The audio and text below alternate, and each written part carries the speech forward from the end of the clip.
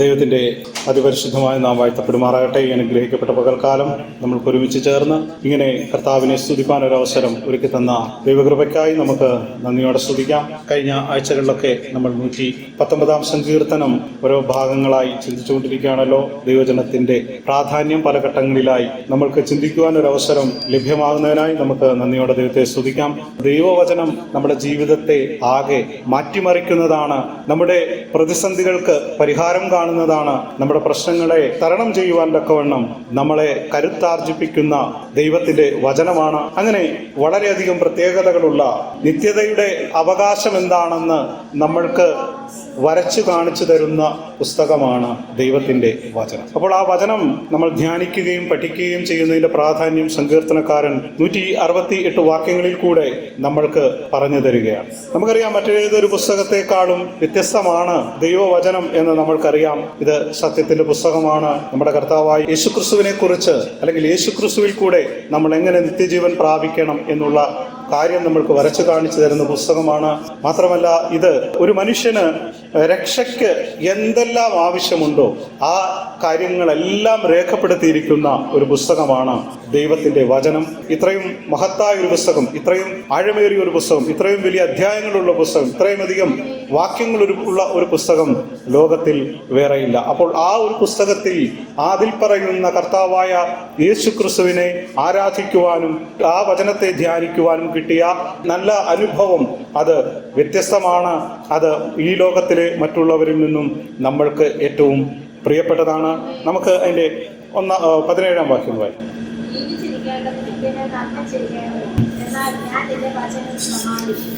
ജീവിച്ചിരിക്കേണ്ടതിന് നിന്റെ വചനം പാലിക്കാനും അടിയനോട് നന്മ ചെയ്യണമേ. ഒരു വാക്യത്തിന്റെ സാരാംശം ഇങ്ങനെയാണ്: ഞാൻ ജീവിക്കാനും ഞാൻ നിന്റെ വചനം പാലിക്കാനും എനിക്ക് നന്മ ചെയ്യണമേ എന്നാണ് സങ്കീർത്തനക്കാരൻ പറയും. എനിക്ക് ജീവിക്കുവാൻ, ഈ ലോകത്തിലെ മറ്റു മനുഷ്യർ ജീവിക്കുന്നത് പോലെ അല്ല, എനിക്ക് ഈ ദൈവ വചനപ്രകാരം ജീവിക്കണം.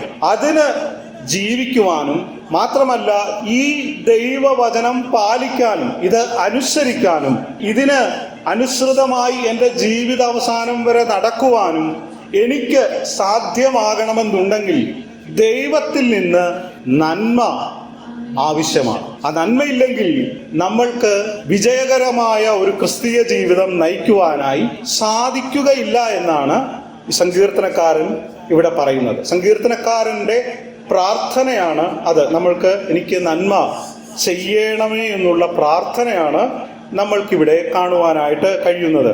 മറ്റുള്ളവരെയൊക്കെ സംബന്ധിച്ച് നമ്മൾ ഈ ലോകത്തിലുള്ള മറ്റാളുകളെ പരിശോധിക്കുമ്പോൾ അവർ പറയുന്നത്, എനിക്ക് ഒന്നിൻ്റെയും ആവശ്യമില്ല, എൻ്റെ തീരുമാനങ്ങളാണ് ഞാൻ നടപ്പിലാക്കുന്നത്, എൻ്റെ തീരുമാനങ്ങളാണ് ഞാൻ ഉൾപ്പെട്ട് നിൽക്കുന്ന സമൂഹത്തിൽ ഞാൻ തീരുമാനിക്കുന്നത്, എൻ്റെ തീരുമാനങ്ങളാണ് ഞാൻ എൻ്റെ ഭവനത്തിൽ സാധ്യമാക്കുന്നത്, എൻ്റെ തീരുമാനങ്ങളാണ് ഞാൻ എൻ്റെ മക്കളിൽ സാധ്യമാക്കുന്നത്. അപ്പോൾ ഈ ലോകത്തിലെ തീരുമാനങ്ങൾ എന്ന് പറഞ്ഞാൽ വ്യക്തി കേന്ദ്രീകൃതമാണ്. അപ്പോൾ ഒരു വ്യക്തിയെ സംബന്ധിച്ച് അവൻ കാണുന്നതും കേൾക്കുന്നതും അവൻ പഠിച്ചു വച്ചിരിക്കുന്ന ആശയങ്ങളെ അവൻ ഉൾക്കൊണ്ടുകൊണ്ടാണ് ഈ ലോകത്തിലെ ഒരു മനുഷ്യൻ ജീവിക്കുന്നതെങ്കിൽ, ദൈവമനുഷ്യൻ ജീവിക്കുന്നത് ദൈവത്തിന്റെ വചനത്തിന് അനുസൃതമായാണ്. ദൈവവചനം പറയുന്നത് എന്താണ്? നിന്നെ പോലെ തന്നെ നിന്റെ അയൽക്കാരൻ ആരുമായിക്കോട്ടെ, ഏത് ജാതി ആയിക്കോട്ടെ, ഏത് മതമായിക്കോട്ടെ, ഏത് വർഗമായിക്കോട്ടെ, ഏത് വർണ്ണമായിക്കോട്ടെ, ഏത് രാജ്യമായിക്കോട്ടെ, അവനെ എന്ത് ചെയ്യണം? നിന്നെ പോലെ തന്നെ സ്നേഹിക്കണം. അയൽക്കാരനെ നിന്നെ പോലെ തന്നെ സ്നേഹിക്കും. അവനെ നിന്റെ ഏറ്റവും പ്രിയപ്പെട്ട സ്നേഹിതനാണ്. നമ്മൾക്ക് ഇഷ്ടമുള്ളവരെ മാത്രം സ്നേഹിക്കുവാൻ ദൈവജനം നമ്മളെ പഠിപ്പിക്കുന്നില്ല.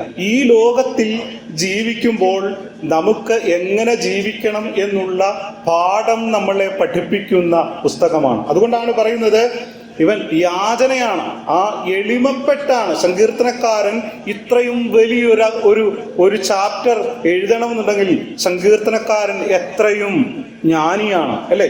എത്രയും ദൈവത്തിൽ നിന്നുള്ള ജ്ഞാനം അവന് കിട്ടി. നമ്മളൊരു പാട്ട് എഴുതിയാൽ തന്നെ നമ്മൾ അടിച്ചെന്ത് ചെയ്യും? നമ്മൾ ലോകം മൊത്തം തിരിഞ്ഞു, ഞാനത് ചെയ്തത്, ഞാനത് ഒരു പാട്ടല്ല, എന്തെങ്കിലും ഒരു കാര്യം ചെയ്താൽ മതി, അല്ലേ?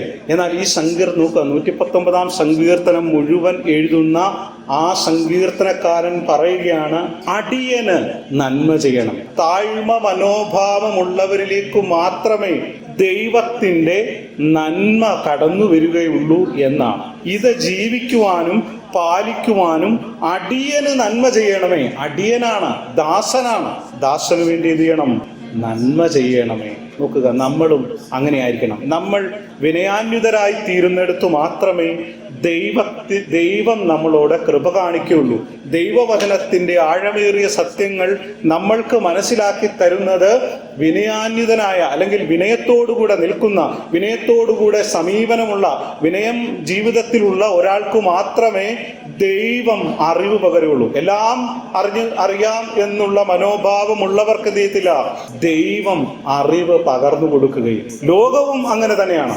അറിവ് കാണിക്കുന്നവനെ ലോകം അവന് ഒരു അറിവ് വീണ്ടും പകർന്നു കൊടുക്കുകയില്ല എന്ന് പറഞ്ഞതുപോലെ തന്നെയാണ് ഇവിടെ അടിയനോട് നന്മ ചെയ്യണം. ഈ വചനത്തിന്റെ ആഴങ്ങളിലേക്ക് എനിക്ക് ഇറങ്ങിപ്പോയി അത് പഠിക്കുവാനും എൻ്റെ കൊതി തീരുവോളം ആ വചനം ഭക്ഷിക്കുവാനും എനിക്ക് നന്മ ചെയ്യണമേ എന്നാണ് പറയുന്നത്.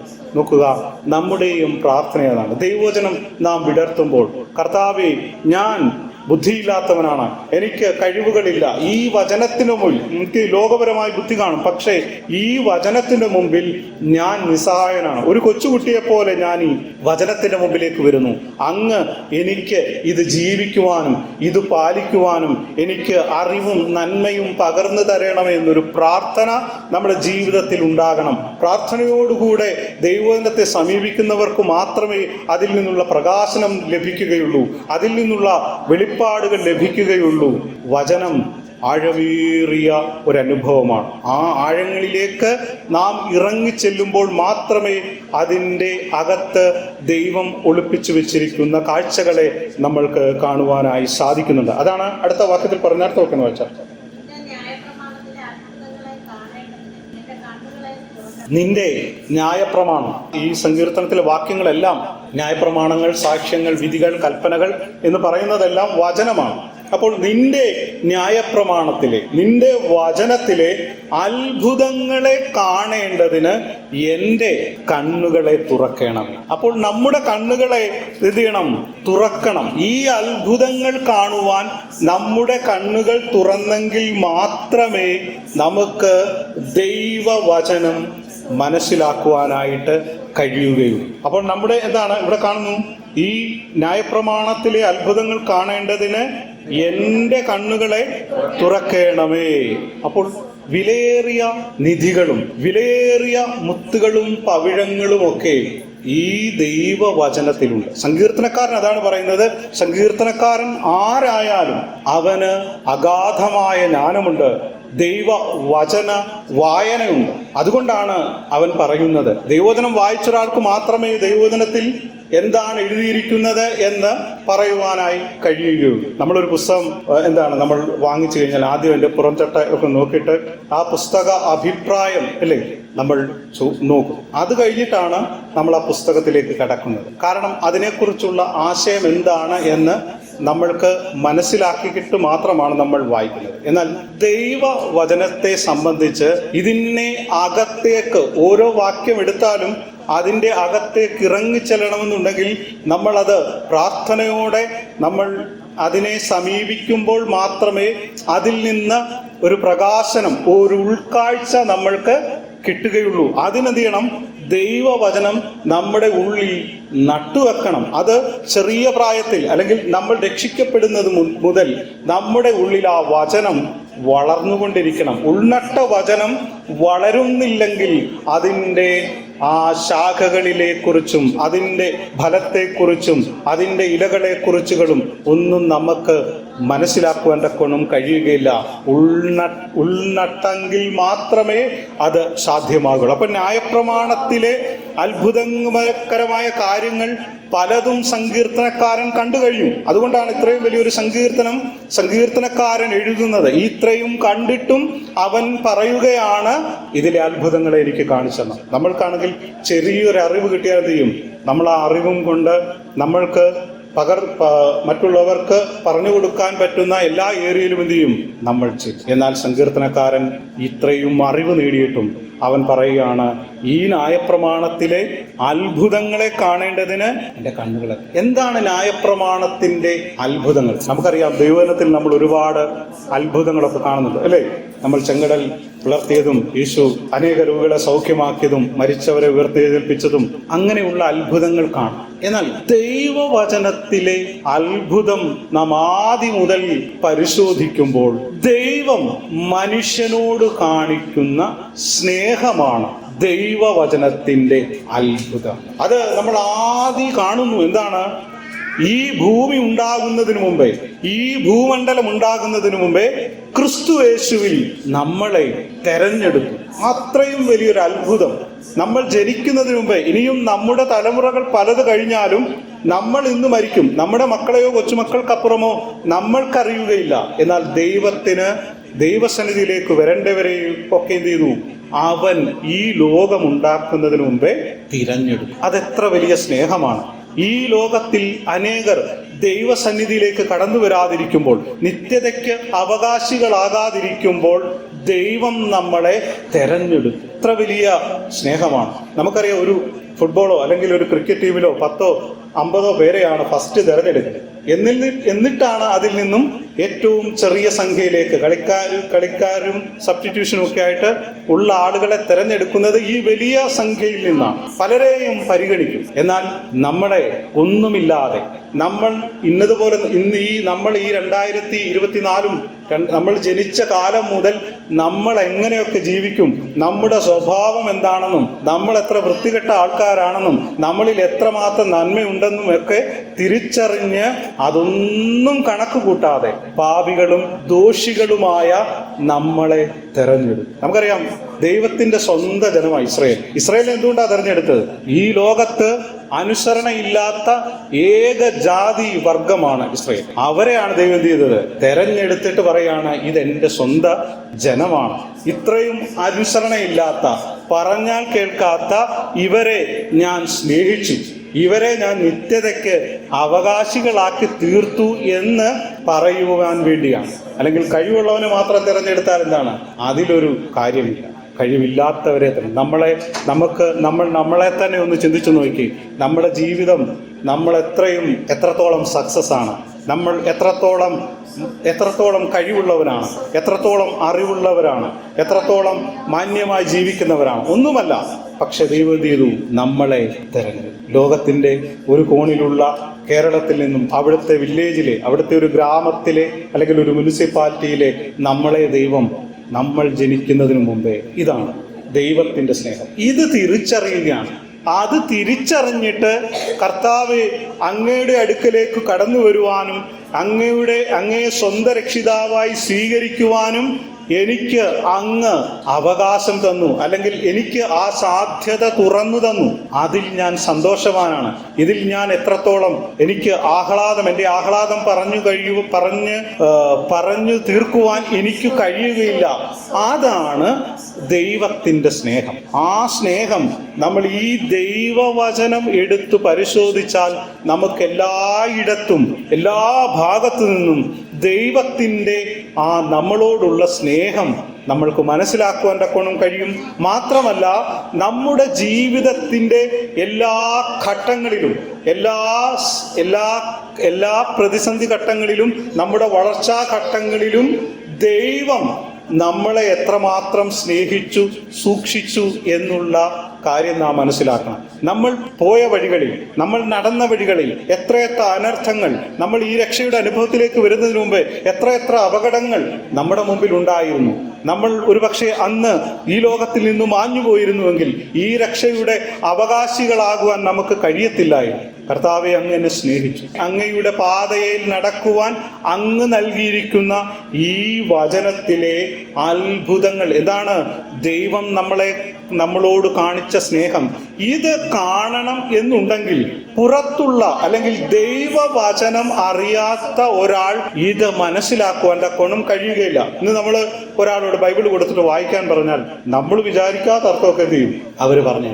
ഒരുപാട് കാര്യങ്ങൾ വിമർശകരൊക്കെ നമ്മൾക്കറിയാം, ഒരുപാട് ദൈവവചനത്തിനെതിരെ വിമർശിക്കുന്ന ആളുകളുണ്ട്. അവരൊക്കെ പറയുന്നത് നമുക്ക് കേട്ടാൽ ചിരി വരുന്ന, കാരണം ഇവർക്കൊരു സാമാന്യ ബുദ്ധി പോലും ഇല്ലേ എന്ന് നമ്മൾ ചിന്തിക്കുന്ന തരത്തിലാണ് അവർ ഈ ദൈവവചനത്തെക്കുറിച്ച് പറയുന്നത്. പക്ഷെ അവർ വലിയ കണ്ടുപിടുത്തം പോലെ, വലിയ അറിവ് പോലെയാണ് എന്ത് ചെയ്യുന്നത്, ഈ ദൈവവചനം പറഞ്ഞു. അപ്പോൾ ദൈവവചനത്തിലെ ഉൾക്കാഴ്ചകൾ നൽകുവാൻ തക്കവണ്ണം ദൈവം നമ്മുടെ കണ്ണുകൾ തുറക്കണം. ഈ കണ്ണുകൾ തുറക്കുന്നത് എങ്ങനെയാണ്? ദൈവവും നമ്മളും തമ്മിലുള്ള ആ അടുപ്പം ആഴമാകുമ്പോൾ മാത്രമേ നമ്മുടെ ഉൾക്കണ്ണുകളെ തുറക്കുകയുള്ളൂ. ആ ഉൾക്കണ്ണുകളെ തുറക്കണമെന്നുണ്ടെങ്കിൽ ദൈവത്തിൻ്റെ പരിശുദ്ധാത്മാവ് നമ്മളിലേക്ക് വരണം.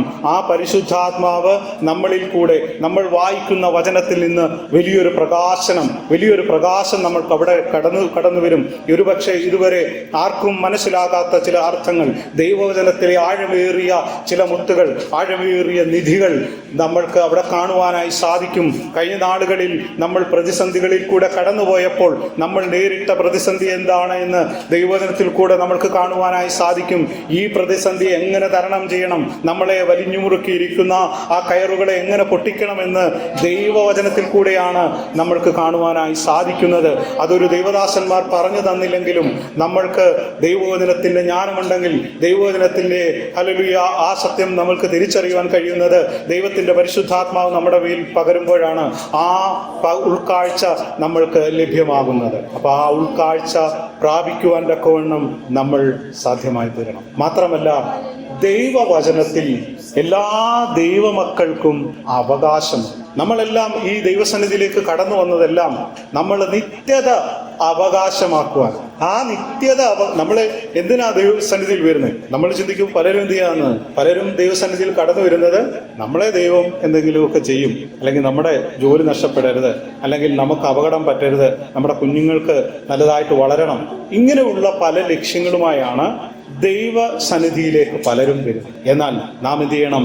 നമുക്ക് ഒരവകാശമുണ്ട്. നിത്യത എന്ന അവകാശം പ്രാപിക്കുവാനാണ്, അല്ലെങ്കിൽ അത് ലഭിക്കുവാനാണ് നമ്മൾ ദൈവസന്നിധിയിൽ കടന്നു വരുന്നത്. നിത്യത ലഭ്യമായില്ലെങ്കിൽ നമ്മൾ ഇന്ന് വന്നിരുന്ന് സമയം കളഞ്ഞതൊക്കെ വെറുതെയായി. നമ്മുടെ ആയുഷ്കാലം മുഴുവൻ നാം പള്ളി വന്നു, പ്രാർത്ഥിച്ചു, പാട്ടുപാടി, നല്ല രീതിയിലൊക്കെ ജീവിച്ചു. പക്ഷേ നിത്യത നമുക്ക് ലഭ്യമായില്ലെങ്കിൽ വെറുതെയായി. അപ്പോൾ നിത്യത നമുക്ക് ലഭ്യമാകുവാൻ തക്കവണ്ണം നാം എങ്ങനെ ജീവിക്കണമെന്ന് സങ്കീർത്തനക്കാരൻ പറയുകയാണ്. ജീവിച്ചിരിക്കേണ്ടതിന് അടിയന് നന്മ ചെയ്യുവാൻ തക്കവണ്ണം, എന്താണ് ജീവിക്കേണ്ടതിനും ഞാനത് പാലിക്കേണ്ടതിനും അടിയന് നന്മ ചെയ്യണം. ആ നന്മയുണ്ടെങ്കിൽ, ദൈവം അനുവദിച്ചെങ്കിൽ മാത്രമേ നമുക്ക് ഈ ദൈവവചനത്തിൽ നിന്ന് മനസ്സിലാക്കുവാൻ കഴിയുകയുള്ളൂ.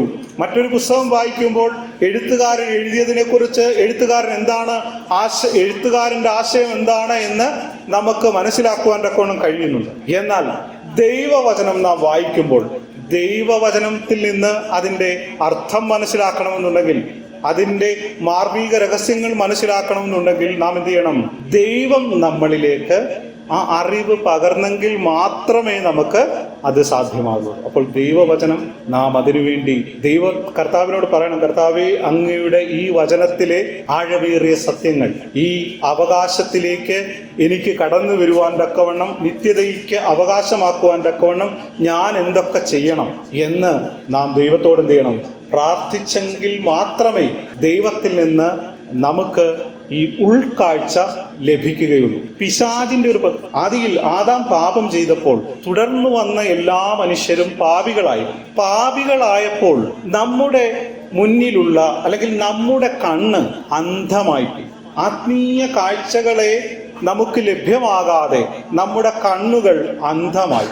ഈ അന്ധമായ കണ്ണുകൾ തുറക്കണം എന്നുണ്ടെങ്കിൽ അത് ദൈവം വിചാരിച്ചെങ്കിൽ മാത്രമേ കഴിയുകയുള്ളൂ. അതിന് നാം ദൈവസന്നിധിയിലേക്ക് കടന്നു വന്നിട്ട് കർത്താവിനോട് പറയണം, കർത്താവിനോട് പ്രാർത്ഥിക്കണം. ഈ തിരുവചനത്തിലെ ആഴമേറിയ ദൈവസന്നിധി കടന്നു വരുമ്പോൾ കുറച്ചൊക്കെ നമ്മൾ എന്ത് ചെയ്യും? കാഴ്ച ലഭിച്ചുകൊണ്ടിരിക്കും. പക്ഷേ ദൈവത്തോട് നാം ആഴമായി ചോദിക്കുമ്പോൾ, അഗാധമായി പ്രാർത്ഥിക്കുമ്പോൾ മാത്രമേ നമ്മുടെ ഉൾക്കണ്ണുകൾ തുറന്നു ലഭിക്കുകയുള്ളൂ. ഇന്ന് ദൈവവചനം വായിക്കുക എന്ന് പറയുന്നത് പലർക്കും ബുദ്ധിമുട്ടുള്ള കാര്യമാണ്. ഉറക്കം വരണമെന്നുണ്ടെങ്കിൽ ഏറ്റവും ബെസ്റ്റ് പരിപാടി എന്താണ്? ദൈവവചനം വായിക്കുക. ബൈബിൾ വായിച്ചാൽ പെട്ടെന്ന് ഈ ബൈബിള് വായിക്കുമ്പോൾ നമുക്ക് എന്ത് ചെയ്യും? നമുക്കെന്നല്ല, പലർക്കും ഉറക്കം വരും. അതിന്റെ കാരണം എന്താണ്? ഈ ദൈവവചനം എന്താണെന്ന് മനസ്സിലാകുന്നില്ല. അതിന്റെ പുറമേ അങ്ങനെ പോവുകയാണ്. പലരും എന്താണ്, ഈ വൈകിട്ടൊക്കെ 91 സങ്കീർത്തനം മാത്രം വായിച്ചിട്ട് വർഷങ്ങളായിട്ട് വായിച്ചിട്ട് കിടക്കുന്നവരും, പുതിയ നിയമമൊന്നും വായിക്കാത്ത ഒരുപാട് ഭവനങ്ങളുണ്ട്. അപ്പോൾ അവർക്കെന്താണ് ഈ ദൈവവചനത്തിന്റെ ഇതിന്റെ ആത്മീയ അർത്ഥങ്ങളെ മനസ്സിലാകാതെ പോകുന്ന ഒരുപാട് ആളുകൾ ആത്മീയ സത്യങ്ങളെ മനസ്സിലാക്കുന്നില്ല. പുറമേയുള്ള വായനയാണ്. പുറമേയുള്ള വായനയ്ക്ക് നമുക്കൊരു പ്രയോജനവുമില്ല. നമ്മൾ ഒരു കടലിന്റെ പുറമേ നടന്നാൽ എന്താണ്, വലിയ ഓളമൊക്കെ കണ്ട് അതിൽ മുകളിൽ കൂടെ പോകുന്ന വള്ളത്തെയോ ബോട്ടിനെയോ കപ്പലിനെയോ ഒക്കെ കാണാമെന്നുള്ളത്. പക്ഷെ അതിന്റെ ആഴങ്ങളിലേക്ക് ഇറങ്ങിച്ചെല്ലുമ്പോഴാണ് എന്ത് ചെയ്യുന്നത്? അതിൻ്റെ അകത്തെ ദൈവം ഒളിപ്പിച്ചു വെച്ചിരിക്കുന്ന കാര്യങ്ങൾ, അല്ലെങ്കിൽ ആ കടലിന്റെ ആഴം നമുക്ക് മനസ്സിലാക്കുവാൻ തക്കവണ്ണം അതിൻ്റെ അകത്ത് എന്താണെന്ന് മനസ്സിലാക്കുവാൻ കഴിയുള്ളൂ. അപ്പോൾ നാം എന്ത് ചെയ്യണം? നാം ഇറങ്ങിച്ചെല്ലണം. ഇറങ്ങിച്ചെന്നെങ്കിൽ മാത്രമേ ദൈവവചനത്തിലെ ആത്മീയ സത്യങ്ങൾ നമുക്ക് മനസ്സിലാക്കുവാൻ തക്കവണ്ണം കഴിയുള്ളൂ. പലരും ഈ ദൈവവചനം വായിക്കും. ഏറ്റവും കുറഞ്ഞത് ഒരു 10 മിനിറ്റെങ്കിലും നിങ്ങൾ ദൈവവചനം വായിക്കും. 10 മിനിറ്റെങ്കിലും ഏറ്റവും കുറഞ്ഞത്. നമ്മളിവിടെ ഇരിക്കുന്ന ആളുകളോട് നമ്മൾ പൊതുവെ പറയുകയാണെങ്കിൽ നമ്മൾ കുറഞ്ഞ അരമണിക്കൂറെങ്കിലും എന്ത് ചെയ്യണം? ദൈവവചനം വായിക്കും. മറ്റൊരു കാര്യം ചോദിക്കട്ടെ, നിങ്ങൾ അരമണിക്കൂർ അല്ലെങ്കിൽ ഒരു 10 മിനിറ്റ് പോലും അല്ലെങ്കിൽ ഒരു 15 മിനിറ്റ് ദൈവവചനം നിങ്ങൾ വായിക്കുന്നില്ല എങ്കിൽ ഈ സന്ധ്യാസമയത്ത് അല്ലെങ്കിൽ പകൽ സമയത്ത് നിങ്ങൾ അപ്പോൾ ചെയ്തുകൊണ്ടിരിക്കുന്ന ആ കാര്യം എന്താണ്? നിങ്ങൾ വായിക്കാൻ ഒരു സമയം അല്ലെങ്കിൽ അരമണിക്കൂർ അല്ലെങ്കിൽ 15 മിനിറ്റ് ഞാൻ ബൈബിൾ വായിച്ചുകൊണ്ടിരിക്കുന്ന ഒരാൾ ബൈബിൾ വായന നിർത്തുകയാണെങ്കിൽ, അല്ലെങ്കിൽ ഇതുവരെയും ബൈബിൾ വായിക്കാത്ത ഒരാൾക്ക്, ആലയത്തിൽ വരുമ്പോൾ മാത്രം ബൈബിൾ വായിക്കുന്ന ഒരാൾ, നിങ്ങൾ ഭവനത്തിലായിരിക്കുമ്പോൾ നിങ്ങൾ ദൈവവചനം വായിക്കുന്ന സമയം, ആ സമയം നിങ്ങൾ എന്താണ് ചെയ്യുന്നത്? അതിൽ നിന്ന് നിങ്ങൾക്ക് എന്താണ് പ്രയോജനമുണ്ടായത് എന്നൊന്ന് ചിന്തിക്കുന്നത് നല്ലതായിരിക്കും. വരെ കടന്നു വരട്ടെ, ദൈവവചനം വായിക്കുക. ദൈവവചനത്തിന്റെ ആഴമേറിയ സത്യങ്ങൾ എന്ത് ചെയ്യണം? നാം മനസ്സിലാക്കണം. വചനത്തിന്റെ ആഴങ്ങളിലേക്ക് ഇറങ്ങിപ്പോകുവാൻ തക്കോണം നാം സമയം കണ്ടെത്തണം. അതിന് മനസ്സിലാക്കണം. അത് മനസ്സിലാക്കുവാൻ തക്കോണം ദൈവത്തോട് പ്രാർത്ഥിക്കും. അടുത്ത വാക്യം വായിച്ചു.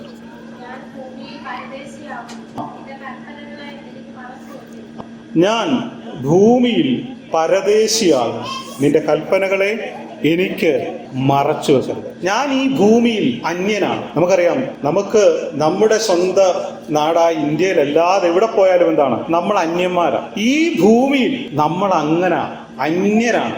നമ്മൾ പരദേശികളാണ്. നമ്മൾ തൽക്കാലവാസികളാണ് ഈ ഭൂമി. അതുകൊണ്ടാണ് പറയുന്നത്, ഞാൻ ഈ ഭൂമിയിൽ അന്യനാണ്, നിന്റെ കൽപ്പനകൾ എന്നിൽ നിന്ന് മറച്ചു വെക്കുന്നു.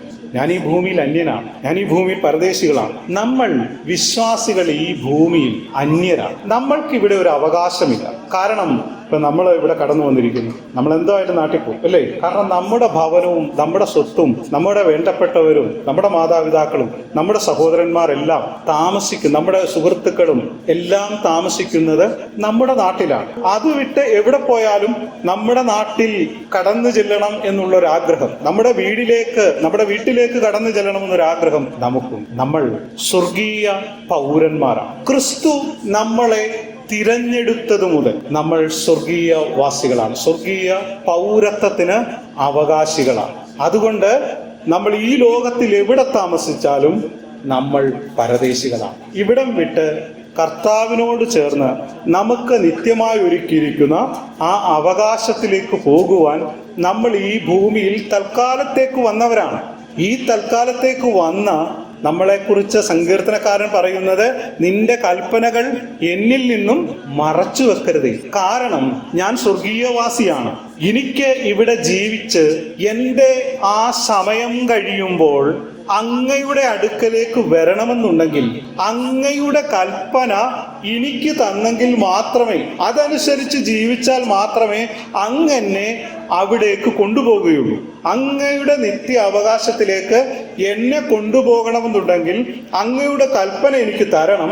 ആ കൽപ്പനയ്ക്കനുസരിച്ച് വേണം ഞാൻ ജീവിക്കേണ്ടത്. അതുകൊണ്ട് എന്ത് ചെയ്യണം? അങ്ങയുടെ കൽപ്പന എനിക്ക് തരണം. ഞാൻ ഈ ഭൂമിയിൽ അപരിചിതനാണ്.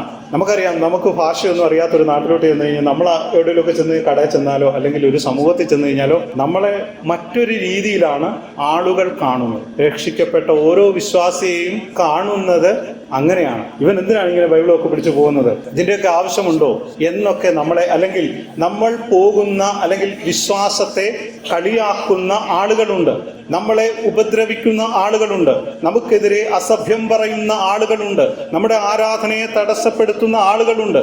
അപ്പോൾ അങ്ങനെ ഒരു അപരിഷ്കൃതമായ ലോകത്തിലാണ് നമ്മൾ ജീവിക്കുന്നത്. ആ ജീവിക്കുമ്പോൾ എനിക്ക് അങ്ങയുടെ കൽപ്പന തന്നെങ്കിൽ മാത്രമേ എനിക്ക് ജീവിക്കുവാനായി സാധിക്കുകയുള്ളൂ. ഈ ഭൂമിയിൽ എനിക്ക് നിലനിന്നു പോകണമെന്നുണ്ടെങ്കിൽ അങ്ങയുടെ കൽപ്പന എനിക്ക് ആവശ്യമായിരിക്കുന്നു. എല്ലാ സമയത്തും അതിനുള്ള ആഗ്രഹത്തിലാണ് ഞാൻ ജീവിക്കുന്നത് എന്ന് സങ്കീർത്തനക്കാരൻ പറയുകയാണ്. മാത്രമല്ല, ഞാൻ സ്വയമായി എൻ്റെ ആശയങ്ങൾക്കനുസൃതമായി ജീവിക്കുകയാണെങ്കിൽ അങ്ങയുടെ നിത്യതയ്ക്ക് എനിക്ക് അവകാശം ലഭിക്കുകയില്ല എന്നുള്ളൊരു സന്ദേശം കൂടി ഈ സങ്കീർത്തനത്തിൽ നമുക്ക് കാണുവാനായി സാധിക്കുന്നുണ്ട്. ഈ ലോകം നമുക്ക് അന്യമാണ്. പക്ഷേ ഇന്ന് പലരും ജീവിക്കുന്നത്, നമ്മൾ സ്വർഗീയ പൗരത്വത്തിന്റെ അവകാശികളാണ്, ആ പൗരത്വത്തിന്റെ അംഗങ്ങളാണ് നമ്മൾ ഓരോരുത്തരും. പക്ഷെ പലരും ഈ ലോകത്തിൽ വന്ന് ജീവിക്കുന്നത് സ്വദേശികളായ, അതായത് ഈ ലോകത്തിന് അനുസൃതമായി ജീവിക്കുവാൻ നമുക്ക് അവകാശമില്ല. ദൈവം തരുന്ന കൽപ്പനകൾക്കനുസരിച്ച് ജീവിക്കുവാനാണ് ദൈവം നമ്മളോട് പറഞ്ഞിരിക്കുന്നത്. പക്ഷേ നാം എന്നല്ല, നമ്മളിൽ പലരും, അല്ലെങ്കിൽ നമ്മൾക്കറിയാവുന്ന പലരും ജീവിക്കുന്നത് സ്വദേശികളെ പോലെയാണ്. അതായത് എന്താണ്, ഈ ലോകത്തിൽ കാണുന്ന എല്ലാ കാര്യങ്ങളും ചെയ്ത് ദൈവം നിഷേധിച്ച കാര്യങ്ങളും കൂടെ ചെയ്താണ് പലരും ജീവിക്കുന്നത്. അവർക്കെന്തില്ല, പൗരത്വത്തിൽ അവകാശം നഷ്ടപ്പെട്ടു പോകുന്നു. അതുകൊണ്ട് സ്വർഗീയ പൗരത്വത്തിന് അവകാശികളായി ഈ അന്യപ്പെട്ട ലോകത്ത്, ഈ പരദേശിയായ ലോകത്ത് ഞാൻ ജീവിക്കണമെന്നുണ്ടെങ്കിൽ അങ്ങയുടെ കൽപ്പന എനിക്ക് തരണമേ എന്ന് സങ്കീർത്തനക്കാരൻ പറയും. അതുകൊണ്ട് നമ്മൾ ഈ ലോകത്തിൽ അന്യരാണ്. ദൈവത്തിൻ്റെ വചനത്തിന് അനുസൃതമായി നാം ജീവിക്കേണ്ടത് വളരെ ആവശ്യമാണ്. അതുകൊണ്ട് ദൈവത്തിൻ്റെ കൽപ്പനകൾ ദൈവം മറച്ചു വെച്ചിട്ടില്ല. നാം എന്താണ്, മറഞ്ഞു പോവുക. നമ്മളെന്ത് ചെയ്യുക, ദൈവം മോനെ ഇതൊന്ന് വായിക്കടാ എന്നൊക്കെ പറഞ്ഞ്, അല്ലെങ്കിൽ ഒരു പ്രസംഗം കേൾക്കുമ്പോൾ ഇതൊക്കെ ശ്രദ്ധിച്ചിരിക്കുക എന്നൊക്കെ പറഞ്ഞ് നമ്മൾ ഈ ആലയത്തിൽ വരുമ്പോഴും നമ്മൾ പലരും ശ്രദ്ധിക്കേണ്ട, പലരും ഈ ആലയത്തിൽ നിന്നല്ല, പലരും ആരാധനയ്ക്ക് വന്നിട്ട് അലക്ഷ്യമായാണ് ഇരിക്കുന്നത്. അലക്ഷ്യം എന്ന് പറഞ്ഞാൽ ദൈവവചനം ശ്രദ്ധിക്കുന്നില്ല, വചനം നോക്കുന്നുണ്ട്, എല്ലാ കാര്യങ്ങളും ചെയ്യുന്നുണ്ട്, പക്ഷേ അവരുടെ ഉള്ളിലേക്ക് ദൈവവചനം കടന്നു ചെല്ലുന്നില്ല. കടന്നു ചെല്ലാതിരിക്കുന്നത് കൊണ്ട് അവർക്ക് ഈ ലോകത്തിൽ ജീവിക്കുവാൻ തക്കവണ്ണം കഴിയുന്നില്ല. ഈ ലോകത്തിനനുസൃതമായി മാത്രമേ അവർക്ക് ജീവിക്കുവാനായി കഴിയുന്നുള്ളൂ. അപ്പോൾ നമ്മൾ അങ്ങനെ ആകരുത്. ദൈവവചനത്തിന് അനുസൃതമായി ജീവിക്കുവാൻ തക്കവണ്ണം നമ്മൾ തയ്യാറാകണം. അടുത്ത വാക്യം വായിച്ചു. നിന്റെ വിധികൾക്കായുള്ള നിത്യവാഞ്ച കൊണ്ട് എൻ്റെ മനസ്സ് തകർന്നിരിക്കുന്നു. അതായത് നിന്റെ വിധികൾ, നിന്റെ വചനത്തിന് വേണ്ടിയുള്ള നിത്യവാഞ്ച, അതായത് എന്നും അത് ലഭിക്കണമെന്നുള്ള വാഞ്ച കൊണ്ട് എൻ്റെ മനസ്സ്, എൻ്റെ ആത്മാവ് എന്ത് ചെയ്തിരിക്കുന്നു, തകർന്നിരിക്കുന്നു. ആത്മാവ് തകർന്നു പോയെന്ന് പറഞ്ഞാൽ ആത്മാവ് അതിനുവേണ്ടി ദാഹിച്ചങ്ങ് വലഞ്ഞ് വല്ലാതായിരിക്കുന്നു എന്ന് വെച്ച് കഴിഞ്ഞാൽ ആ ആഗ്രഹം കൊണ്ട് അങ്ങനെ നിറഞ്ഞു നിൽക്കുന്നു എന്നുള്ളൊരർത്ഥമാണ്. വചനം നമുക്ക് ആവശ്യമാണ്. അതിനോടുള്ള വാഞ്ച, അതിനോടുള്ള ആഗ്രഹം ഉള്ള ഒരാൾക്ക് മാത്രമേ ദൈവം നന്മ ചൊരിയുകയും ദൈവം തൻ്റെ കരുണ കാട്ടുകയും. ദൈവവചനം കേൾക്കുവാൻ നല്ലൊരു ശതമാനത്തിനും താല്പര്യമില്ല. ഇന്ന് ബഹളം വെക്കുകയോ അല്ലെങ്കിൽ ദൈവവചനത്തിന് വിരുദ്ധമായ കാര്യങ്ങൾ പറയുന്നിടത്ത് ആളുകളുണ്ട്. എന്നാൽ ദൈവവചനം യഥാർത്ഥമായി പറയുന്നിടത്ത് ആളുകൾ ലഭ്യമാകാതെ, കാരണം ഈ ദൈവവചനം പറയുന്ന സത്യത്തിലേക്ക് കടന്നു വരണമെന്നുണ്ടെങ്കിൽ ഈ ലോകത്തിലെ പലതും ഉപേക്ഷിക്കേണ്ടി വരും. ഈ ലോകത്തിന്റെ ഘടനയിൽ നിന്ന് നമ്മുടെ ജീവിതശൈലി മാറ്റേണ്ടി വരും. അപ്പോൾ അത് സാധ്യമാകാത്തത് കൊണ്ട് എന്ത് ചെയ്യുന്നു, പലരും അവരുടെ ഈ ലോകത്തിന്റെ ജീവിതശൈലി തുടർന്നു കൊണ്ടുപോകുന്നു. അപ്പോൾ തന്നെ എന്ത് ചെയ്യുന്നു, ആരാധനയ്ക്ക് വരുന്നു. നമ്മൾ ചില ആഴ്ചകൾക്ക് മുമ്പ് ചിന്തിച്ചതുപോലെ ഇരട്ട മുഖവുമായി പിശാചിന്റെ ഇരട്ട മുഖമുണ്ട്. ആലയത്തിൽ വരുമ്പോൾ എന്താണ് വിശ്വാസി, ആലയത്തിന് പുറത്തു പോകുമ്പോൾ അവിശ്വാസി എന്ന ആ ഇരട്ട മുഖങ്ങളാണ് പലപ്പോഴും നമ്മൾക്ക് കാണുവാനായി സാധിക്കും. ഇവിടെ സങ്കീർത്തനക്കാരൻ പറയുകയാണ്, നിന്റെ വചനത്തോടുള്ള അതിയായ ആഗ്രഹം കൊണ്ട് എൻ്റെ ഹൃദയം തകർന്നിരിക്കുന്നു. നമ്മൾ ദൈവവചനത്തോട് ആഗ്രഹമുണ്ട്. പക്ഷേ നമ്മൾ കേൾക്കുന്ന വചനം അല്ലെങ്കിൽ കേൾക്കുന്ന ഉപദേശം കൃത്യമായിരിക്കണം. അല്ലെങ്കിൽ ഈ ഗുണത്തെക്കാളുപരി നമ്മൾ കേട്ടത് ദോഷമായി ഭവിക്കും. നമുക്കറിയാം, പല ആളുകളും ദൈവവചനം അടിസ്ഥാനപരമായി ദൈവവചനം ക്ലിയറായിട്ട് കിട്ടാത്ത ഒരുപാട് ആളുകളുണ്ട്. അങ്ങനെയുള്ളവർ പറയുന്ന കാര്യങ്ങളൊക്കെ ദൈവവചനത്തിന് വിരുദ്ധവും നമുക്കത് ഭയങ്കര ബുദ്ധിമുട്ട്. അടിസ്ഥാനപരമായി ദൈവവചനത്തെക്കുറിച്ചുള്ള ഒരു പഠനമില്ലെങ്കിൽ, അല്ലെങ്കിൽ നമ്മളെ കൈപിടിച്ച് നടത്തി ദൈവവചനം കറക്റ്റായി പറഞ്ഞു കൊടുക്കുവാൻ ഒരാളില്ലാത്ത ഒരാൾ ദൈവവചനം പറഞ്ഞു തരിക എന്ന് പറയുമ്പോൾ അത് ഗുണത്തേക്കാൾ ദോഷമായി ഭവിക്കും. നമ്മൾ കേൾക്കുന്ന ദൈവവചനം എന്താണ് എന്ന് നാം പരിശോധിക്കണം. ഇപ്പോൾ ഞാൻ ഇവിടെ നിന്ന് പറയുന്നതിൽ തെറ്റുണ്ടെങ്കിൽ അത് പരിശോധിക്കണം. ബെരോവയിലെ വിശ്വാസികൾ എന്ത് ചെയ്തു? അവർ പൗലോസ് പറഞ്ഞിട്ടും എന്ത് ചെയ്തു? അവർ അത് പരിശോധിച്ചിട്ടാ അവർ ഉൾക്കൊണ്ടത്. എന്ന് പറഞ്ഞാൽ ഞാൻ പറയുന്നതാണെങ്കിൽ, ഞാനെന്നല്ല ആരാണെങ്കിലും ദൈവവചനം പറയുമ്പോൾ തെറ്റ് ഉണ്ടെങ്കിൽ അത് തിരുത്തി വേണം നമ്മ അതിനെ അംഗീകരിക്കുവാൻ. കിട്ടുന്നതെല്ലാം നമ്മൾ ചെയ്യരുത്, നമ്മൾ വെട്ടി വിഴുങ്ങരുത്. ദൈവവചനം ശ്രദ്ധയോടെ കേട്ട് അതെന്താണ് പറയുന്നത്, അത് ദൈവവചനത്തിന്റെ ഉപദേശത്തിനെതിരാണോ എന്ന് നമ്മൾ ശ്രദ്ധിച്ചിട്ട് വേണം നാം ഇത് ഉൾക്കൊള്ളാൻ. അതിൻ്റെ അകത്ത് ഇന്നത്തെ ഒരു വലിയ പ്രതിസന്ധി, ഈ പാട്ടെഴുത്തുകാരെല്ലാം ഈ ദൈവവചനത്തിന് യാതൊരു ചേർച്ചയുമില്ലാത്ത പാട്ടുകളാണ് എഴുതി എന്താ ഇപ്പൊ ചെയ്യുക, എങ്ങനെ ഇപ്പൊ ചെയ്യാന്നൊക്കെ പറഞ്ഞൊരു പാട്ടുണ്ട്. നോക്കുക, ഇതൊക്കെ ആത്മീയ പ്രചോദനം നൽകുന്നതാണോ എന്ന് ചോദിച്ചു കഴിഞ്ഞാൽ അല്ല. ഇന്നത്തെ തലമുറയ്ക്ക് സന്തോഷിക്കുവാൻ തക്കവണ്ണം ഒരു തൽക്കാലത്തേക്ക് അവർക്ക് കൂടുന്നിടത്ത് സന്തോഷിക്കുവാൻ ഒരു പ്രചോദനം നൽകുന്നത് എന്നത് മാത്രമേ ഉള്ളൂ. നമുക്ക് ആത്മീക വർധന ഉണ്ടാക്കുന്ന ഉപദേശകരിലേക്കും പ്രസംഗകരിലേക്കും നാം കടന്നു ചെല്ലണം. നമ്മൾ കേൾക്കുന്ന വചനം അത് ചിലപ്പോൾ മെയിൻ സ്ട്രീമിലൊക്കെ നിൽക്കുന്ന ആളുകളായിരിക്കാം, പക്ഷെ തെറ്റായ സന്ദേശങ്ങൾ, ഒന്നോ രണ്ടോ ആളിപ്പം മനുഷ്യനാണ്, തെറ്റുപറ്റും. പക്ഷെ എന്താണ്, നിരന്തരമായി തെറ്റുകൾ പറയുക, ആ തെറ്റുകളെ സ്ഥാപിക്കുവാൻ വേണ്ടി തുടർന്ന് പോകുക. പണത്തെക്കുറിച്ച് എപ്പോഴും പറയുക, ആ പണത്തിന്റെ വർധനവിന് വേണ്ടി അല്ലെങ്കിൽ പണമുണ്ടാകുവാൻ അതിനനുസരിച്ച് ദൈവവചനത്തെ പറയുന്ന ആളുകൾ. അപ്പോൾ അങ്ങനെയുള്ള ഉപദേശങ്ങൾ, അത് ഞാൻ പുറത്തുള്ള ആളുകളെയല്ല, പെന്തക്കോസ്തിലെ തന്നെ ആളുകളെ കുറിച്ചാണ് ഈ പറയുന്നത്. നാം വളരെയധികം ശ്രദ്ധിക്കണം. മറ്റുള്ളവർ വിമർശിക്കത്തക്ക രീതിയിൽ ദൈവവചനം എടുത്ത് നാം ഉപയോഗിക്കരുത്. മാനുഷികമാണ്, തെറ്റുകൾ പറ്റാം. വാക്കുകളിലൊക്കെ ചിലപ്പോൾ നമ്മൾ ഉദ്ദേശിക്കാത്ത വാക്കുകളൊക്കെ കടന്നു വരാം, അല്ലെങ്കിൽ തെറ്റായ ആശയങ്ങളിലേക്ക് പോകുന്ന വാക്കുകൾ കടന്നു വരാം. പക്ഷെ എന്താണ്, അത് തുടർമാനമായി ഞാനിപ്പോൾ പ്രസംഗിക്കുന്ന ദൈവവചനം തുടർമാനമായി ദൈവവചനത്തിന് വിരുദ്ധമാണ്. ദൈവവചനത്തിന് ഒരു തിയറി ഉണ്ട്. ആ തിയറിക്ക് വെളിയിൽ പോയി കഴിഞ്ഞു കഴിഞ്ഞാൽ ഫുള്ള് മാറിപ്പോവും. നമ്മൾ പറയുന്നതെല്ലാം മാറിപ്പോവും. ഒരെണ്ണം ശരിയായിട്ട് ബാക്കിയെല്ലാം തെറ്റാവുന്നല്ല, ഫുള്ള് തെറ്റിപ്പോവും. അല്ലെങ്കിൽ ഒരെണ്ണം തെറ്റായിട്ട് ബാക്കിയെല്ലാം ശരിയാവുന്നല്ല. ദൈവവചനത്തിന്റെ ഒരു ഘടന അങ്ങനെ. അപ്പോൾ അത് നാം മനസ്സിലാക്കണം. നമുക്ക് പെട്ടെന്ന് അടുത്ത വാക്യങ്ങളിലേക്ക് വരാം.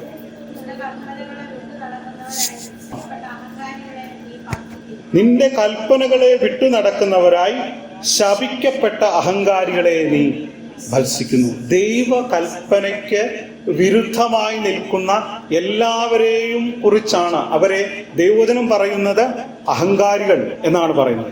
അങ്ങനെ വരുമ്പോൾ നമ്മളും നമ്മളെ തന്നെ ഒന്ന് ചിന്തിക്കണം, നമ്മൾ അഹങ്കാരികളാണോ?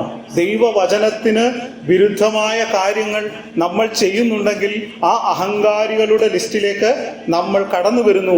ദൈവം ഭത്സിക്കുന്നു, അല്ലെങ്കിൽ ദൈവം നമ്മളെ എന്ത് ചെയ്യുന്നു? ശപിക്കുന്നു.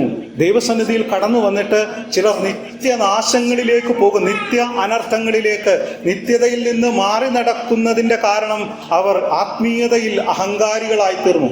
ഏറ്റവും പ്രധാനപ്പെട്ട കാര്യം, നമ്മൾ ആത്മീയ അഹങ്കാരം നമ്മളിൽ ഉണ്ടാകാൻ പാടില്ല. ഞാൻ ആത്മീയമായി കുറച്ച് നിങ്ങളെക്കാളൊക്കെ വലുതാണ് എന്ന് ഞാൻ ചിന്തിച്ചു കഴിഞ്ഞാൽ എന്നിലേക്ക് ആത്മീയ അഹങ്കാരം, പിശാചിന് കടന്നു വരുവാൻ തക്കവണ്ണം ഏറ്റവും വലിയ മാധ്യമമാണ് നമ്മുടെ അഹങ്കാരം. അപ്പോൾ ആത്മീയ അഹങ്കാരങ്ങളുടെ ഒരു പ്രത്യേകത, നമ്മൾ അഹങ്കാരികളായി കഴിഞ്ഞാൽ പിശാച് നമ്മളെ പുറകോട്ടൊന്ന് വലിക്കും. പിശാച് നമ്മളെ വലിച്ചിട്ട് കിട്ടിയില്ലെങ്കിൽ പിശാച് എന്ത് ചെയ്യും? മുമ്പോട്ട് തള്ളിയിട്ടിട്ട് നമ്മളെ തകർത്ത് കളയും. അതായത് ആത്മീയതയിൽ നിന്ന് അഹങ്കാരമായി വളർന്നു വരുമ്പോൾ നമ്മൾ മുൻപോട്ട് വീണെന്ത് ചെയ്യും? മുഖമടിച്ചു വീണ് നമ്മുടെ നിത്യത നഷ്ടപ്പെടും. അപ്പോൾ ആത്മീയതയിൽ നാം എന്ത് ചെയ്യാൻ പാടില്ല? അഹങ്കാരികൾ. നമുക്കറിവ് കിട്ടി, നമുക്കൊരു ജ്ഞാനം കിട്ടി, നമുക്കൊരു വലിയ ആത്മീയ സത്യം കിട്ടി. പക്ഷെ അത് നമ്മൾക്ക് മറ്റുള്ളവരോട് പറഞ്ഞു കൊടുക്കാൻ പറ്റുന്നതാണെങ്കിൽ പറഞ്ഞു കൊടുക്കുക, നമുക്ക് സന്തോഷിക്കാൻ പറ്റുന്നതാണെങ്കിൽ സന്തോഷിക്കുക.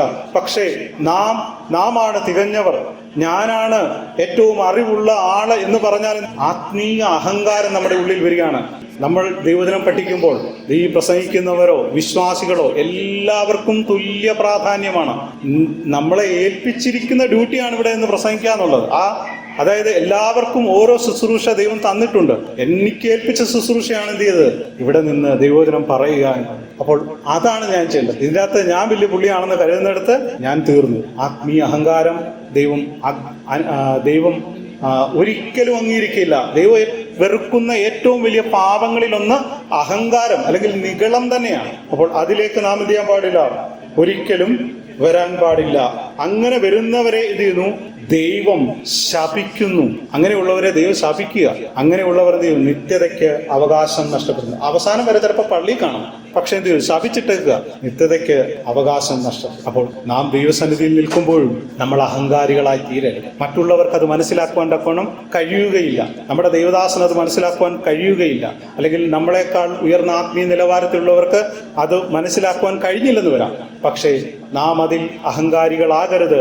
നമ്മളെ ആരും അങ്ങനെ പിടിക്കുന്നില്ലല്ലോ എന്നൊരു കാര്യം നമ്മളിലേക്ക് വരാതെ വണ്ണം, നമ്മൾ അഹങ്കാരികളായി തീരാതെ വണ്ണം ജീവിക്കുവാൻ തക്കവണ്ണം ദൈവം നമ്മളെക്കുറിച്ച് ആഗ്രഹിക്കുന്നു. അടുത്ത വാക്യം,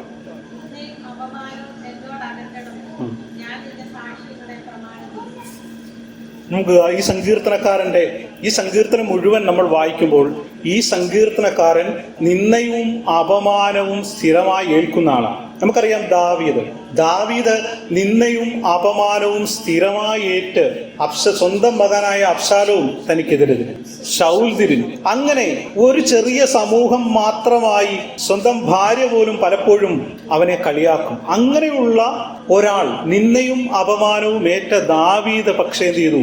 നമുക്കറിയാം, ഈ അത്രയും അപമാനവും ദുഃഖവും ഏറ്റപ്പോഴുമാണ് ദാവീദ് ഈ സങ്കീർത്തനങ്ങളെല്ലാം രചിച്ചത്. ഈ ആഴമേറിയ ചിന്തകളെ നമ്മൾക്ക് നൽകിത്തന്നത്, ദൈവത്തോട് കൂടെ നടന്നത്, ദൈവത്തിന് പ്രിയപ്പെട്ടവനായി തീർന്നത് ഈ നിന്ദയും അപമാനവും ഏറ്റ സമയത്താണ്. അപ്പോൾ ഈ നിന്ദയും അപമാനവും കർത്താവെ എന്നിൽ നിന്ന് അകറ്റണമേ എന്ന് സങ്കീർത്തനക്കാരന്റെ പ്രാർത്ഥനയാണ്. ഇത് നിന്റെ സാക്ഷ്യങ്ങളെ നിന്റെ വചനം പ്രമാണിക്കും. ഈ നിന്ദയും അപമാനവും ഒക്കെ ഒന്ന് മാറ്റണം. ഞാൻ നിന്റെ വചനത്തെ പ്രമാണിക്കും. നിന്റെ വചനത്തെ പ്രമാണിക്കുന്നത് കൊണ്ടാണ് എനിക്ക് ഈ നിന്ദയും അപമാനവും ഒക്കെ ഏൽക്കുന്നത്. അതിൽ നിന്ന് ഒരിച്ചിരി അയവ് നമ്മൾക്ക് വരുത്താം. നമുക്കറിയാം, വിശ്വാസത്തിലേക്ക് ഇറങ്ങിത്തിരിക്കുന്ന ചിലർക്ക് അപമാനവും നിന്ദയും ഏറ്റ, പ്രത്യേകിച്ച് പഴയ കാലങ്ങളിലൊക്കെ ദൈവസന്നിധിയിലേക്ക് ഇറങ്ങി വരുന്ന അല്ലെങ്കിൽ ദൈവസന്നിധിയിലേക്ക് വരുന്ന ഒരാളെ വീട്ടിൽ നിന്ന് അടിച്ചിറക്കുകയാണ്. ഒരവകാശവും ലഭ്യമാകാത്ത കാലഘട്ടമുണ്ടായിരുന്നു. അപ്പോഴും അവരെന്ത് ചെയ്തു? ദൈവവചനത്തെ മുറുകെ പിടിച്ചവരാണ്. അപ്പോൾ അങ്ങനെ നാം എന്ത് ചെയ്യണം? ഈ നിന്ദയുടെയും അപമാനത്തിൻ്റെയും മുമ്പിൽ ദൈവവചനത്തെ മുറുകെ പിടിച്ച് അതിൻ്റെ സാക്ഷ്യങ്ങളെ നാം എന്ത് ചെയ്യണം? പ്രമാണിക്കണം. പ്രഭുക്കന്മാരും ഇരുന്ന് എനിക്ക് വിരോധമായി സംസാരിക്കുന്നു, എങ്കിലും അടിയൻ നിന്റെ ചട്ടങ്ങളെ ധ്യാനിക്കുന്നു. ഈ ലോകത്തിൻ്റെ പ്രഭുക്കന്മാർ, ഞാൻ പരദേശിയാണ്, അതുകൊണ്ടാണ് എനിക്ക് നിന്ദയും അപമാനവും വരുന്നത്. ഈ ലോകത്തിലെ ആളുകൾ എന്നെ നിന്ദിക്കുകയും പരിഹസിക്കുകയും ചെയ്യുന്നു. മാത്രമല്ല, ഈ ലോകത്തിലെ അധികാരികൾ എന്ത് ചെയ്യുന്നു? പ്രഭുക്കന്മാർ എനിക്ക് വിരോധമായി സംസാരിക്കുന്നു, എങ്കിലും അടിയൻ നിന്റെ ചട്ടങ്ങളെ പ്രമാണിക്കും. നോക്കുക, ധ്യാനിക്കും. ഈ ലോകത്തിലെ ആളുകൾ, ഭരണാധികാരികളൊക്കെ നമുക്കെതിരാണ്. അപ്പോഴും നാം എന്ത് ചെയ്യണം? ദൈവത്തെ ധ്യാനിക്കണം, ദൈവ വചനത്തെ ധ്യാനിക്കണമെന്നാണ് പറയുന്നത്. ഈ ലോകത്തിൽ നമ്മളൊരു വിശ്വാസിയായി നമ്മൾ വന്നാൽ, ഇന്നത്തെ ആളുകളൊക്കെ പറയും, നിങ്ങൾ വിശ്വാസികളായി കഴിഞ്ഞാൽ പിന്നെ നിങ്ങൾക്ക് സ്വർഗമല്ലേ, നിങ്ങൾക്ക് കാറ് കിട്ടുന്നു, പണം കിട്ടുന്നു, അത് കിട്ടുന്നു, ഇത് കിട്ടുന്നു, വലിയൊരു സമൂഹം നിങ്ങളുടെ കൂട്ടത്തിലുണ്ട്, നിങ്ങളെ ആരെങ്കിലും ആക്രമിച്ചു കഴിഞ്ഞാൽ അവരോട് ചോദിക്കാൻ ആളുകളുണ്ട് എന്നൊക്കെയാണ് ഇന്നത്തെ ആത്മീയത നമ്മളെ പഠിപ്പിക്കുന്നത്. എന്നാൽ യഥാർത്ഥ ആത്മീയത എന്താണ്? നിങ്ങൾ ഈ ലോകത്തിൽ അന്യനാണ്, പരദേശിയാണ്, അതുകൊണ്ടൊക്കെ നിങ്ങൾക്ക് നിന്ദയും അപമാനവും വരും.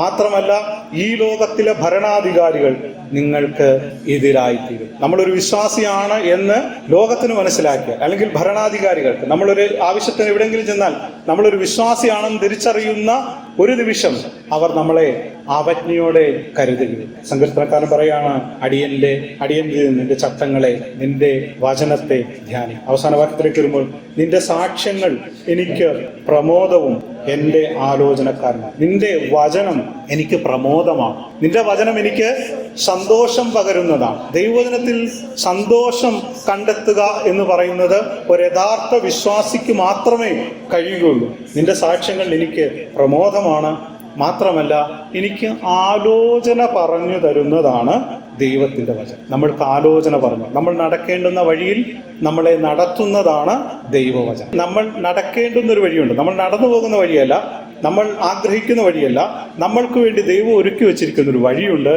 ആ വഴി നമ്മൾക്ക് ഉപദേശിച്ചു തരുന്നത് ദൈവവചനം. അതിനനുസൃതമായി നമ്മൾ ജീവിക്കും. എത്ര മനോഹരമാണ്! ഈ ലോകത്തിലെ മതങ്ങളൊക്കെ അവർ മറ്റു മതങ്ങളെ ആക്രമിക്കുക, അല്ലെങ്കിൽ മറ്റു മതങ്ങളെ ഇല്ലായ്മ ചെയ്യുക, നമ്മളെ സ്നേഹിക്കാത്തവരെ സ്നേഹിക്കേണ്ട എന്ന് ലോകം പറഞ്ഞ് നമ്മളെ പഠിപ്പിക്കുമ്പോൾ ദൈവജനം നമ്മളോട് പറയുന്നു, നീ എനിക്കൊരു വഴി വെച്ചിട്ടുണ്ട്. അത് സ്നേഹത്തിന്റെ വഴിയാണ്, ദൈവസ്നേഹത്തിന്റെ വഴിയാണ്. ആ സ്നേഹത്തിലേക്ക് ഈ ചുറ്റുപാടുള്ളവരെ സ്നേഹിച്ചുകൊണ്ട്, ഞാൻ എന്നോട് ചേർന്ന് നിൽക്കുന്നവരെയെല്ലാം സ്നേഹിച്ചുകൊണ്ട്, എനിക്കെതിരെ വരുന്നവരെ സ്നേഹിച്ചുകൊണ്ട്, എനിക്ക് പുറകെ വരുന്നവരെ സ്നേഹിച്ചുകൊണ്ട്, എനിക്ക് സമാന്തരമായി നടക്കുന്നവരെയൊക്കെ സ്നേഹിച്ചുകൊണ്ട് ഞാൻ എന്ത് ചെയ്യും? ഇങ്ങനെ പോകും, നിത്യതയിലേക്ക് പോകും എന്നാണ് സങ്കീർത്തനക്കാരനോട് പറയുന്നത്. അപ്പോൾ നിന്റെ ആലോചന എനിക്ക് സന്തോഷവും എനിക്ക് ഉപദേശവും തരുന്നത്. ദൈവത്തോട് നമ്മൾക്ക് ചില പ്രതിസന്ധി ഘട്ടങ്ങളിൽ നമുക്ക് ദൈവത്തോട് ചോദിക്കാം, കർത്താവേ, ഞാൻ ഇനി എന്ത് ചെയ്യണം? അങ്ങനെ ചോദിക്കുന്ന വിശ്വാസികൾക്ക് ദൈവം നല്ല ആലോചന പറഞ്ഞു. എന്നാൽ നമ്മളെല്ലാം ചിന്തിക്കുന്നത്, അല്ലെങ്കിൽ നമ്മളെല്ലാം ചെയ്യുന്നത് ഈ ലോകത്തിന്റെ ആലോചനയിലേക്ക് പോകും. അതിന്റെ അവസാനം നമുക്കത്ര ശുഭകരമല്ല. അത് നമ്മുടെ നിത്യതയ്ക്ക് തടസ്സമായി നിൽക്കുന്നതാണ്. എന്നാൽ ദൈവം തരുന്ന ആലോചനകൾ ദൈവം നിത്യതയിലേക്ക് നമ്മളെ നടത്തുന്നതാണ്. നമുക്ക് അറിയാം, ഈ കാലഘട്ടത്തിൽ ഗൂഗിൾ മാപ്പൊക്കെ ഇട്ട് കുളത്തിലൊക്കെ വീണ ഒരുപാട് വാർത്തകൾ നമ്മൾ ഈ ദിവസങ്ങളിൽ കാണും. അതെന്താണ്? മാപ്പ് ചതിച്ചതാണ്. എന്നാൽ ചതിക്കാത്തൊരു മാപ്പുണ്ട്. നമ്മൾ നടക്കേണ്ടുന്ന വഴി, നമ്മുടെ വഴിയൊക്കെ നേരത്തെ സെറ്റ് ചെയ്തിവിടെ വെച്ചിട്ടുണ്ട്. ഈ മാപ്പ്, ഈ വചനമാകുന്ന മാപ്പ്, അതിലൂടെ നമ്മളങ്ങ് പോവുകയാണെങ്കിൽ നിത്യതയിൽ ചെന്നേക്കാം. അതല്ല, നമ്മുടെ ഇഷ്ടത്തിന് മാപ്പ് സെറ്റ് ചെയ്താൽ വല്ല കുളത്തിലോ കണ്ടത്തിലോ വീണ് കിടക്കും. അവസാനം അവിടെ നിന്ന് എടുത്തെന്ത് ചെയ്യും? നിത്യനരകത്തിൽ നമ്മളെ എടുത്തൊരൊറ്റയേറും. നിത്യനരകത്തിലോട്ട് എടുത്തിടുക, അല്ലെ എറിയുക. അപ്പൊ വലിച്ചൊരേറെ നമ്മൾ എറിയും. അതിന് നമ്മൾ ഇടയാകാതെ വന്നു ദൈവജനത്തെ ധ്യാനിച്ചുകൊണ്ട് മുന്നോട്ട് പോകുവാൻ ദൈവം നമ്മളെ സഹായിക്കട്ടെ. നമുക്ക് പ്രാർത്ഥിക്കാം.